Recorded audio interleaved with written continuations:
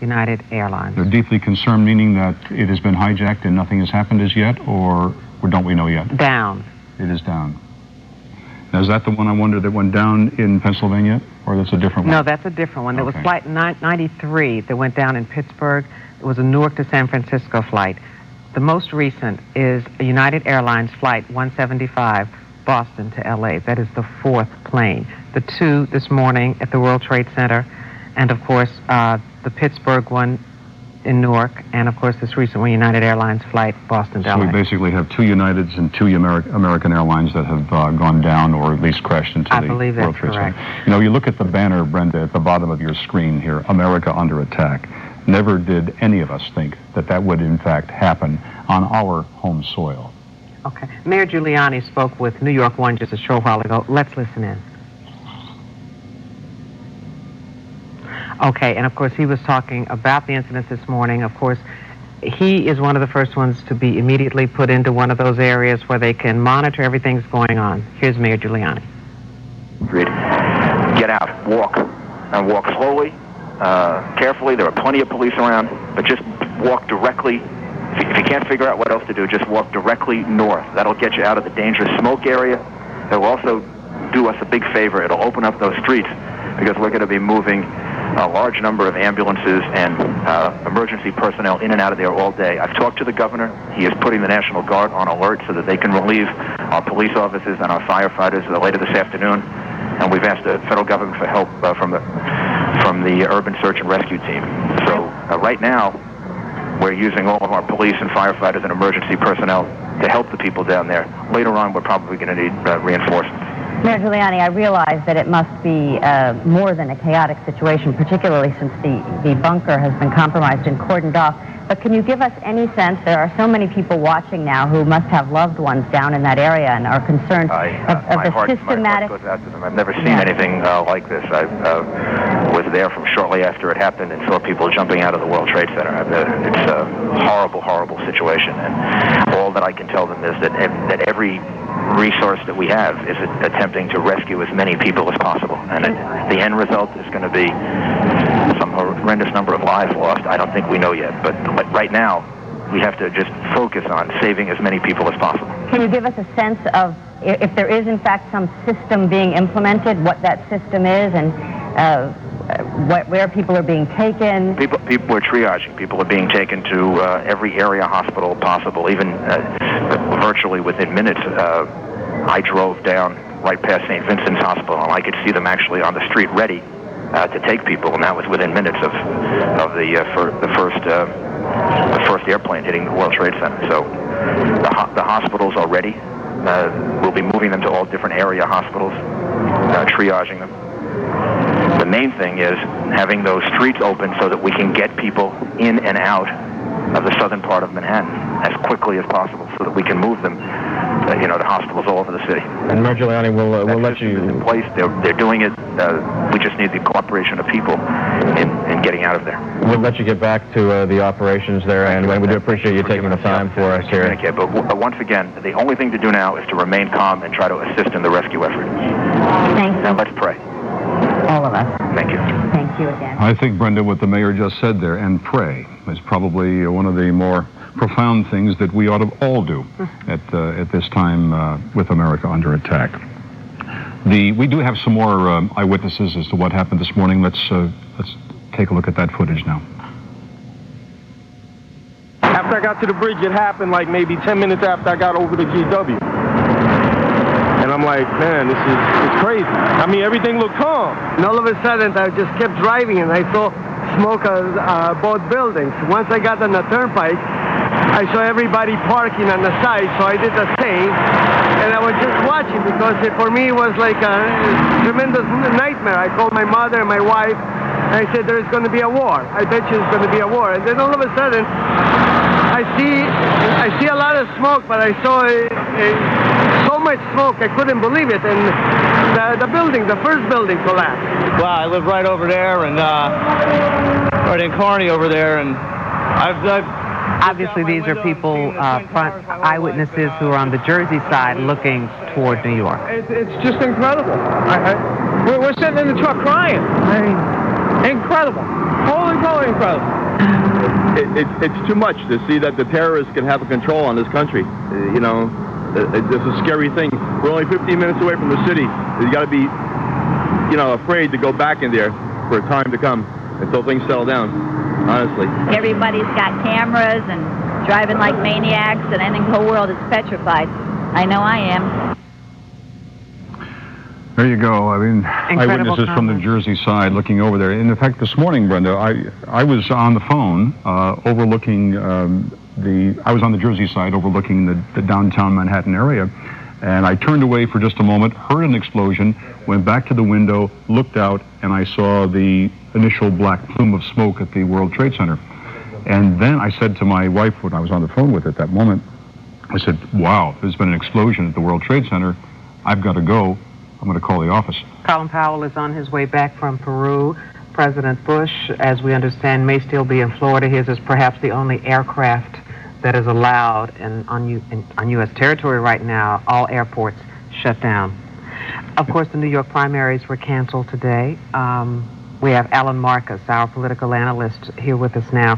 But first, let's listen to President Bush, more comments that he made this morning in Florida when he found out about the terrorist attacks.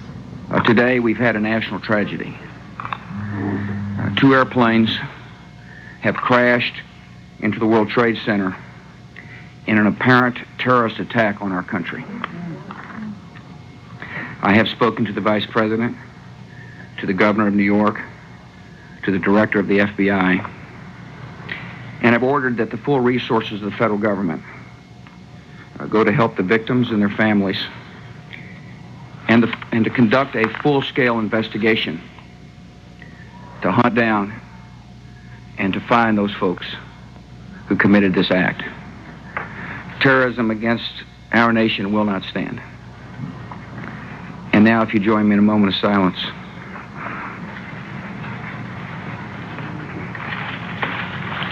May God bless the victims, their families, and America.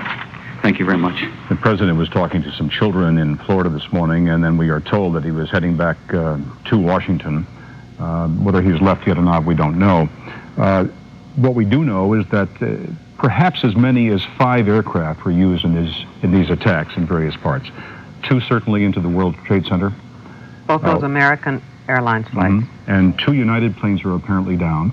And that was number 93, Newark to San Francisco, and number 175, Boston to L.A. And there may have been another aircraft, either a helicopter or something, into the Pentagon, which caused that explosion. Right, we just don't know about that one as yet.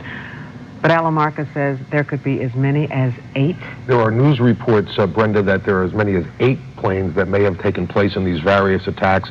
There are reports that, in fact, one plane south of Pittsburgh was possibly headed for Camp David, and there's another plane near Camp David that is already down. There's been a car bombing reported at the State Department. The White House has been evacuated.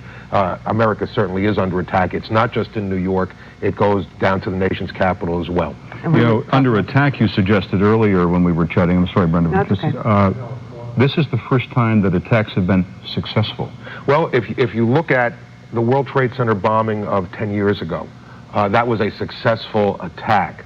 But after that, in the early days of the Clinton administration, there were efforts to blow up monuments, tunnels, other infrastructure in New York that were thwarted by the FBI and I guess the Central Right, Alan, let me break in for a second. We just had some video here of the plane crash in Pennsylvania, but apparently that's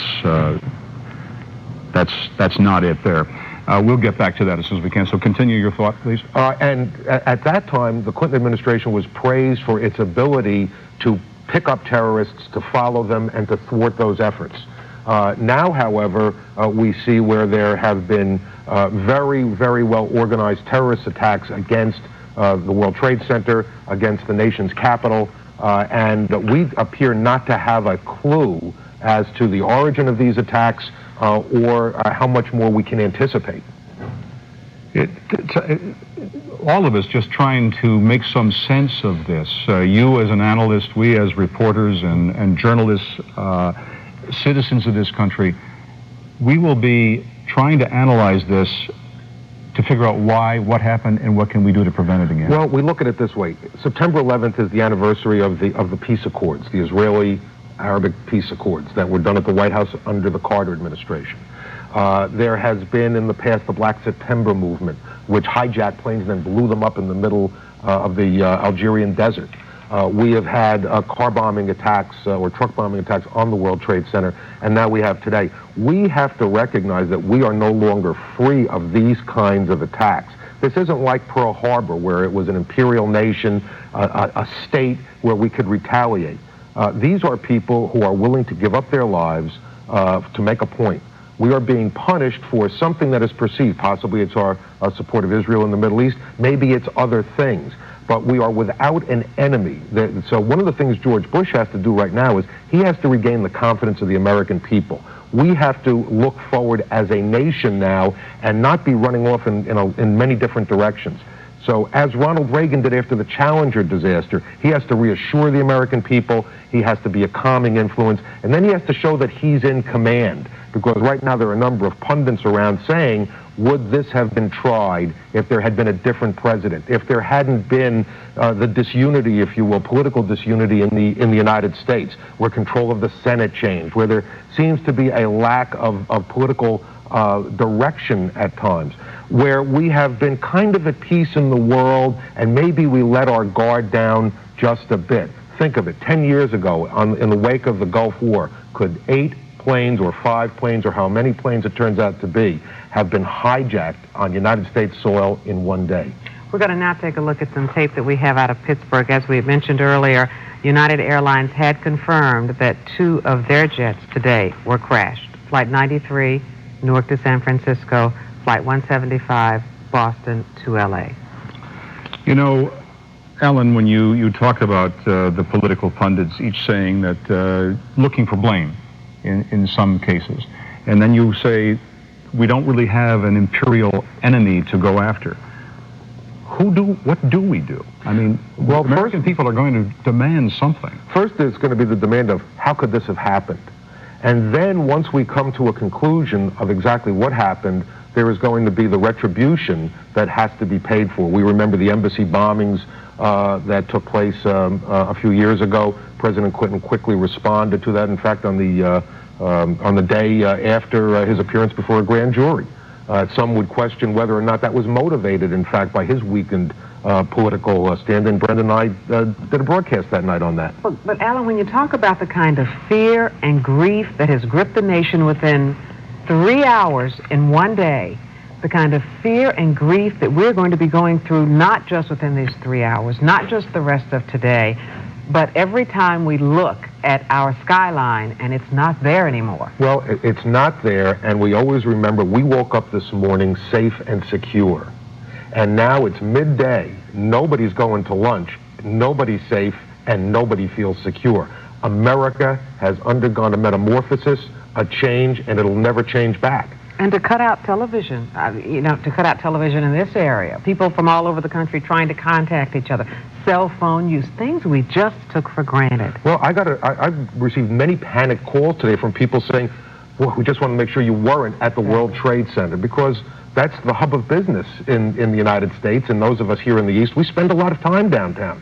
And my daughter called from Scottsdale, Arizona, in fact. My 5-year-old granddaughter called. She was worried watching it on television, I guess, as she was ready to go to school. And she remembered Pop took me there. Mm-hmm. And so there is that kind of worry that grips the country right now. I don't think there's any work being done in any offices. People are either in prayer, they're in awe as they sit in front of televisions, or they're just saying, what next? That's what you hear a lot of, Rowan and Brenda. What's next? Well, that's certainly the president's decision as to how he places this attack and how his administration deals with it. Well, he has to immediately get the confidence of the American people. He has to take command. He has to be in charge. We don't know where he is right now. We're presuming that Air Force One, as Brenda indicated, is probably the only plane that can fly over American soil right now, except for the F-16s that seem to be patrolling the skies over Washington and New York.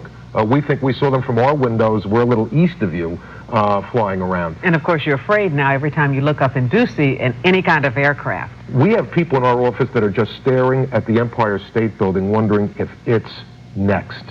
I mean, that's what's taken over this country, the fear that grips right now. We have not had this kind of a direct frontal assault on our nation's capital probably since the British sacked Washington in 1812. It's been a long time. Probably not. And just to recap for just a moment, 8:45, the first plane hits the World Trade Center. Within 15 minutes, another plane goes into, as we saw in those earlier pictures, the World Trade Center. Then the Pentagon. Also, we don't know if that was a plane, but it's some kind of explosion at the Pentagon. There are reports of a number of deaths, Brenda, that I heard on my way over, that there was a tail section spotted of what appeared to be an airliner in the wreckage at the Pentagon. Correct. Yet unconfirmed, I believe, but a number of deaths. The question is, with the loss of life at the Pentagon, depending on where that loss of life took place, is that our retaliatory staff that is no longer able to function? You know, where is our Congress? Where are our federal leaders? You know, who's in command here? Those are the questions that George Bush has to respond to right away, because this country has always looked to its leaders on a nonpartisan basis for leadership during these times of crisis. Well, the Capitol was evacuated. The Senate House and office buildings were evacuated. Most of the major monuments were closed down. There is a plan, as you well know, in Washington, when something like this happens, that all of the federal officials who are needed in times of crisis are protected. That's right. And they are not in the same place for fear that, as an example, when the president gives his State of the Union address, there's always one member of the cabinet who is left outside of the Capitol in case of a disaster of this type. So our form of government can continue. Of course, we're always training for it. We always hear and see about the training exercises. We always think we are prepared for anything. Why do you think no one will seem to be prepared for this? Because we've gotten lax. You know, I grew up in the 50s and into the 60s, always presuming that there would be an atomic bomb dropped someplace on America. It didn't happen. We then went through a period of very aggressive terrorism. Probably capped by the World Trade Center bombing just in '93. In February 26th was my birthday of '93, and we've been Alan, relatively. Let me interrupt you for a quick second. There's we have moments ago, Senator Edward Kennedy and the First Lady Laura Bush spoke, and we have that video now for you. Good morning. All of us deplore the acts of terrorism that we have seen in these past minutes, and our hearts reach out to all of those who have suffered, lost their lives, and are injured right now, and all of us reach out as Americans to the brave rescue workers that are attempting to help our fellow citizens. We, out of respect for those efforts, have postponed our hearing this morning. We underline the point that it is postponed. We are not going to see the business of America deferred because of terrorism, whether it's in education or in any area of public policy. We're looking forward to hearing from the First Lady on a subject matter which is of central concern to all families in this country, and because of her experience and her leadership, this committee and the Congress and the American people would have benefited greatly from her comments. And we will look forward to an early reappearance by the First Lady for this committee on the subject of early education. And Mrs. Bush, we recognize now. You heard from the President this morning, and Senator Kennedy and Senator Gregg and I both join his statement in saying that our hearts and our prayers go out to the victims of this act of terrorism, and that our support goes to the rescue workers, and all of our prayers are with everyone there right now. Thank you. You know, children are kind of struck by all this. Is there a message you could tell to the nation? Well, parents need to reassure their children everywhere in our country that they're safe.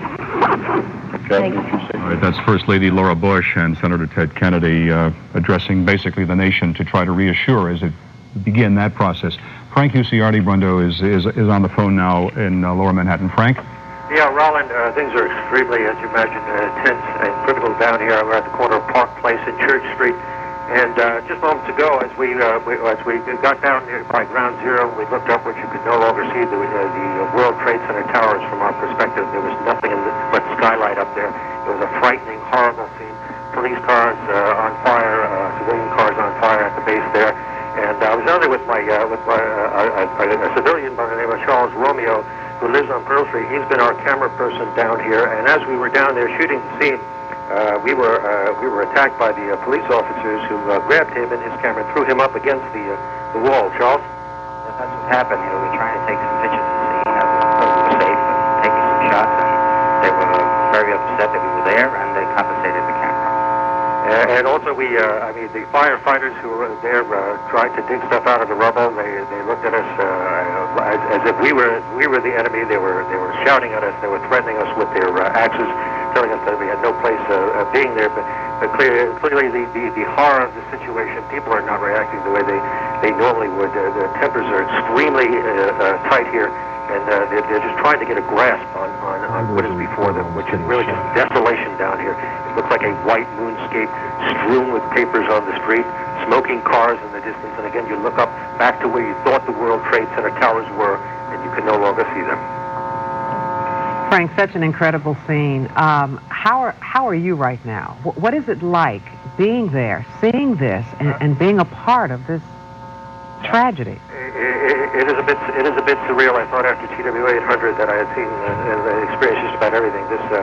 This is just one of the firefighters was screaming at us. Don't you understand? There's thousands of people that may be trapped or dead inside the building, referring to the World Trade Center towers. And of course, as you realize, just a little while ago, they evacuated the Corporation Council from number 7 World Trade Center, which was the bunker where these people go for the emergency management programs.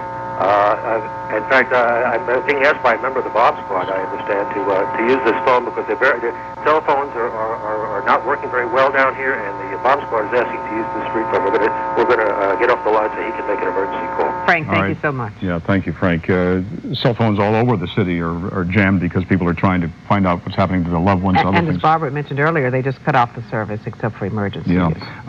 Governor Pataki has called out the National Guard, obviously to secure property and also to help, I imagine, in the rescue and recovery efforts. Barbara Nevins-Taylor is now on the phone to update us on what she sees. Brenda and Roland, police officers who are coming north from the scene are incredibly worried about their colleagues who were on the emergency response squad. The command bunker for the emergency response squad was in the World Trade Towers, and they think that as they assembled this morning to respond, many of the elite squad may have been killed. I'm sorry, Barbara, could you please just recap that, because it's very important. Members of the elite response squad... Well, we don't know this for a fact, but this is a concern for police department on the ground. Right now, there is a lot of confusion, and I certainly don't want to add to it, but we must understand, if you remember from the Y2K planning, the mayor's emergency bunker was in the World Trade Towers, and that's where the emergency response team is headquartered. That's where the command post is. So the first team that was assembled to respond to the first plane attack was in the World Trade Tower. And now the police officers who are on the street are concerned about the well-being and the safety of those elite officers who are trained to respond in a situation like this. But there is such widespread concern about everyone who is in the building, not only about these police officers, but about relatives or friends who might have been in the building near the police officers or any place in the building. I'm here with a woman who is trying to locate her husband, who was on the 65th floor. He went to work in a bank this morning and went up to the 65th floor. She knew, and she was afraid that he might not have gotten out. Barbara, thank you so much. You know, Barbara, we'll be getting back to you, certainly. We have Dave Barker, who is also in Lower Manhattan. Dave is one of our reporters here at UPN9. And Dave, what's your assessment of the situation at the moment? Dave Barker, we've established contact with you now in Lower Manhattan. What is your assessment of the situation now? We're only about 6 blocks from the point of the explosion. And in front of me, I know you've heard this from everyone this morning, but words just don't adequately describe what I'm watching right now. Just this thick, black, intense, boiling cloud of ash enveloping this area of Manhattan. All around me, there are people just in utter disbelief. The only sounds here, just a cacophony of ambulances, police, and emergencies crews screaming to the scene here. In the air here, just a constant dusting of ash all over this for miles here in this area of Manhattan. Almost looks like a light dusting of snow. And again, on the faces of everyone, just disbelief. I spoke with one NYPD officer just a few moments ago, and he said he saw the Twin Towers go up, and then this morning he watched them come down, and then he just choked up. There were no more words. At every major intersection here, people in large groups are just sitting here in disbelief, listening to radios, trying to get the latest words and trying to make some sense out of what they see with their eyes right in front of them. Again, the ash covers every street in this area, every car. I spoke with a news crew earlier who was in there for the second blast and was lucky to get out with their life. And again, they weren't talking. It was almost as if they were in shock. Right now, everything south of Duane Street, no one is allowed in. That even includes our crews at this point. They're just worried about, they said there's more explosions going on as we speak. There's talk of gas leaks on the west side, possibly near the Chelsea Pier areas. There's just everything at this point is unsettled. Dave Barker in Lower Manhattan. Thank you so much, Dave. Earlier, we saw people parading around with smiles on their faces in one part of the country. PLO leader Yasser Arafat has issued a second statement, and I guess this comes after there was some joy, even though he was expressing sadness. And we have that video now. First of all, I am offering my condolences, the condolences of the Palestinian people to the American President Bush, to his government, to the American people for this terrible act. We are completely shocked. Completely shocked. Of course, he was not reacting after we had seen earlier shots of the people actually celebrating. What you're referring to is on the West Bank and elsewhere in the Middle East, some of the Palestinian children, as well as adults, women, were handing out candy in the streets, celebrating the fact that there wasn't a successful attack on America, both the Pentagon, at the Pentagon and also at the World Trade Center. What we're looking at now, Brenda, is the evacuation at the White House, purely as a precautionary measure. But certainly, if you have an aircraft the size of a 767, I think it was, that hit the Pentagon, at least that's the presumption at the moment, guided into that as a suicide plane, then you would take precautions and evacuate all of the major federal buildings in Washington. And of course, when it comes to those airlines, just to recap for you, American Airlines Flight 11, a Boeing 767 en route from Boston to LA, crashed into the World Trade Center. The plane was carrying 81 passengers, 9 flight attendants, and 2 pilots. Then the American Airlines Flight 77, a Boeing 757 en route from Dulles Airport near Washington to Los Angeles, crashed into the World Trade Center. That plane was carrying 58 passengers, 4 flight attendants, and 2 pilots. And then 2 flights from United Airlines. Flight number 93, a Boeing 757, crashed southeast of Pittsburgh from Newark to San Francisco. The plane was carrying 38 passengers, 2 pilots, 5 flight attendants. And the last one, United Airlines Flight 175, bound from Boston to Los Angeles, carrying 56 passengers, 2 pilots, and 7 flight attendants. And we're seeing scenes right now. The text now, the statement issued by American Airlines reads that American Airlines confirmed that it has lost 2 aircraft in tragic accidents this morning. American said the flights were, as you just reported, Flight 11, a Boeing 767 en route from Boston to LA with 81 passengers, 9 flight attendants, and 2 pilots. And Flight 77, a Boeing 757 operating from Washington Dulles to LA with 58 passengers, 4 flight attendants, and 2 pilots. They went on to say that because of the heightened security, due to the nature of today's events, American said it is working closely with the U.S. government authorities and will not release more information at this time. And of course, the government has shut down the entire traffic system. And American Airlines, by the way, has given this phone number for information. If you have loved ones or need information, please call 1-800-245-0999. We would understandably think that no one who just needs flight information will be calling that number, but this is just for people who may have lost relatives, who need more information about concerned loved ones. 1-800-245-0999 from American Airlines. You know, also, Brenda, just as a quick thing to let people know, all major baseball games have been canceled throughout America today. Joining us in our studio is Tom Phelan.